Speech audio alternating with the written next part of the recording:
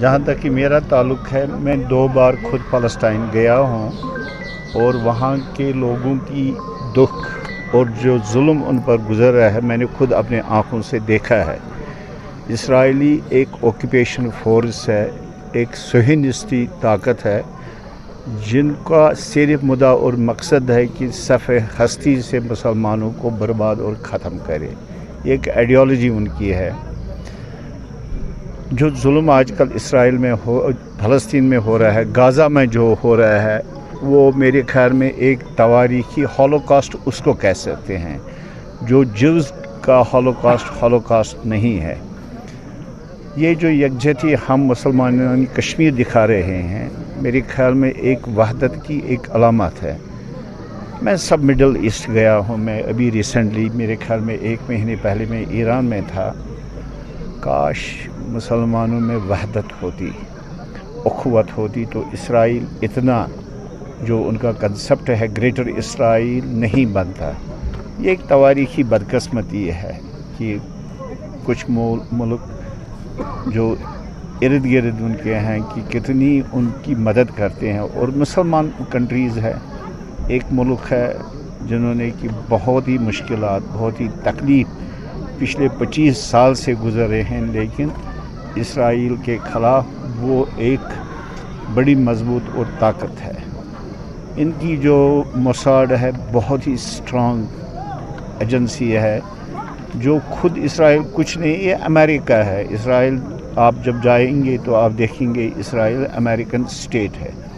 ये एक सोहिनिस्टी ताकत है जो मुसलमानों के ख़िलाफ़ एक इस वक्त जंग छिड़ी है, जो इनका कंसेप्ट है ग्रेटर इसराइल बनाने का।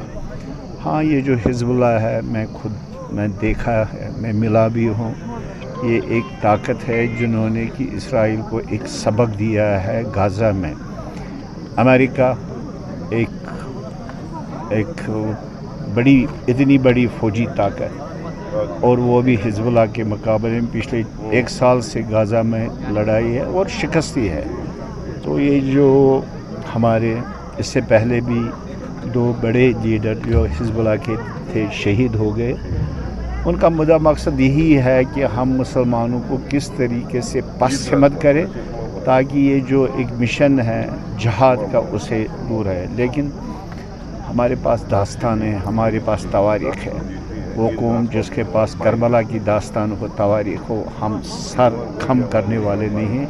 انشاءاللہ اسرائیل کو ایک دن فنا ہونا ہے. ان کو ایک دن فلسطینیوں کی جو زمین ہے ان کو واپس دینی ہے.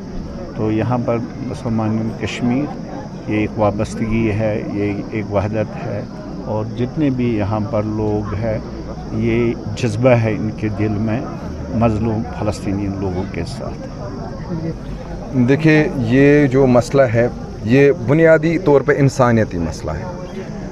آپ سمجھ سکتے ہیں کہ جو فلسطین پہ ظلم اور بربریت کا جو عالم ان پہ ایک پہاڑ ٹوٹ پڑا ہے ان پہ، اور آپ سمجھ سکتے ہیں کہ اس کے پیچھے دو ایسے ممالک ہیں، بلکہ کئی سارے ممالک ہیں، لیکن جو فرنٹ پہ اس وقت فلسطین پہ ظلم ڈالے ہیں اس میں سب سے پہلے اسرائیل ہے، اس کے پیچھے جو ہے امریکہ ہے.